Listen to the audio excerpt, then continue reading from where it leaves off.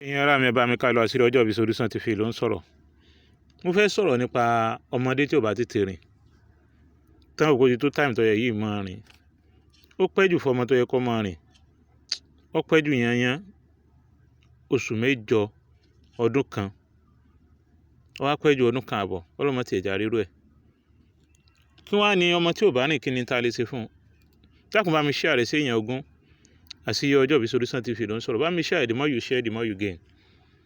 Lọ bá mi wá ẹsẹ̀ àparò méjèèjì, ẹsẹ̀ àparò méjèèjì, ẹsẹ̀ ẹtu méjèèjì. Ẹyẹ ní jẹ́ àparò, ẹtu ẹranko ní jẹ́ bẹ́ẹ̀. Ẹ wá bá mi wá ẹyẹ ẹ̀gà kan.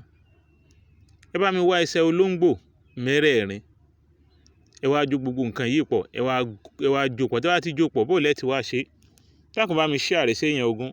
07033449598 07033449598. Ọlọ́run fi àlùbáríkà sí púpọ̀ jù gan.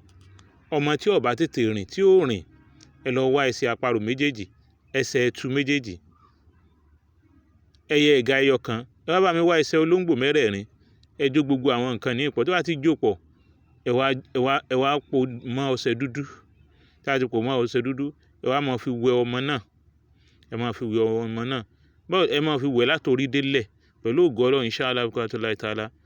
Ó máa balance, gbogbo ara rẹ̀ máa balance, gbogbo tó wà nínú ara rẹ̀ yóò balance. Dákun bá mi share rẹ̀, the more you share, the more you gain. Bá mi share rẹ̀ sí èèyàn ogún, á dàn fún ẹ o. Bá mi share rẹ̀, dákun bá mi share rẹ̀, á dàn fún ẹ. The more you share, the more you gain. Àṣírí Ọjọ́ Ìbí Solution TV ló ń sọ̀rọ̀.